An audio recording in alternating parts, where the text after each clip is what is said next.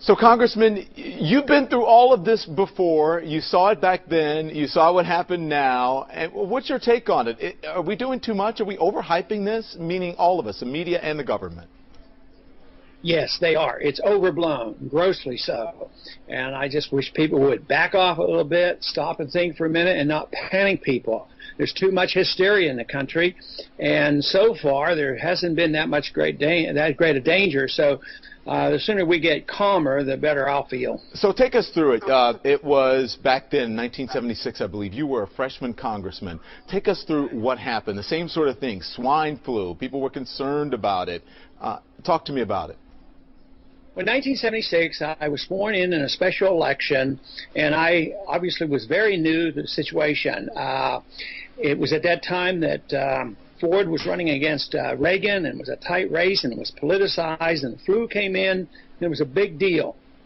We had a vote to indicate that we should inoculate everybody in the country. Medically, it made no sense to me, and politically, it sounded like a bad deal. There were two of us that voted against it. Another doctor, Dr. Larry McDonald, and I said it was bad medicine, was bad politics.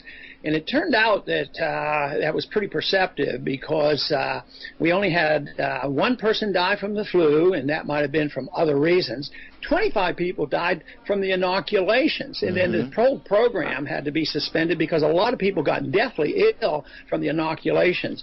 So that sort of put me on my toes when this came up. I thought, well, how much should we do? Why should we be deferring to the World Health Organization, the United Nations, to tell us how to practice medicine? So I immediately thought, well, you know, what are we doing here? Why are we scaring people? And if you look at what's happened this past week, it's been tragic when you think about all the schools being closed and people staying home and sports events closed.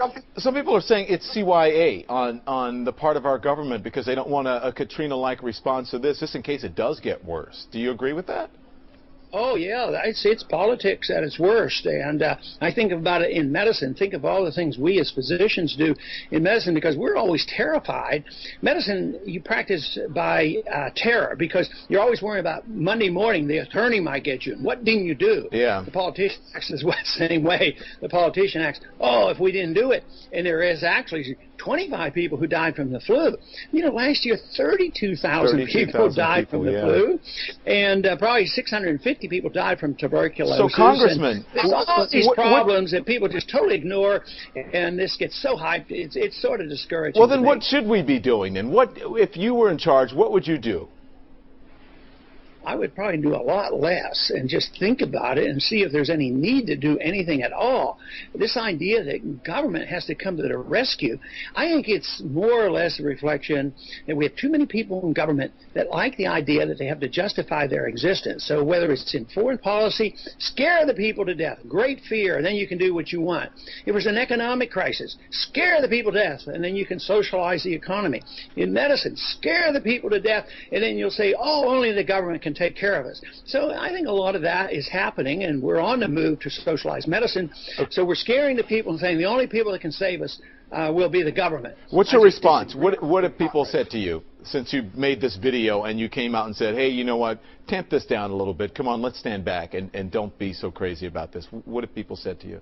Do you know what? I have to tell you the honest truth. I have not had one person say to me that, you know, that I have undermined anything about dealing with this problem.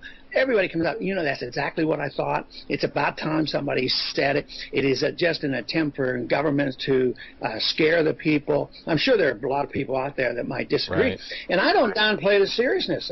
As a physician, I don't say, well, there's no danger at all whatsoever, but you got to put it in perspective. Put it in perspective of HIV and AIDS and tuberculosis and all these things. It really is a total non-event.